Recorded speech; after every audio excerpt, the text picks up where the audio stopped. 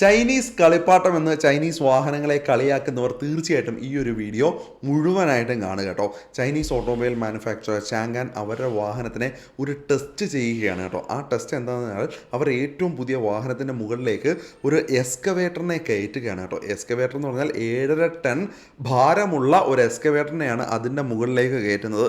കയറുമ്പോൾ നോക്കി വണ്ടി പതിയെ ഒന്ന് ഇരുത്തുന്നുണ്ട് കേട്ടോ. അത് നമുക്ക് കാണാനായിട്ട് പറ്റും. പക്ഷേ ഒന്നും പൊട്ടുകയോ ഉടയുകയോ ഒന്നും ചെയ്യുന്നതായിട്ട് നമുക്ക് ഫീൽ ചെയ്യുന്നില്ല.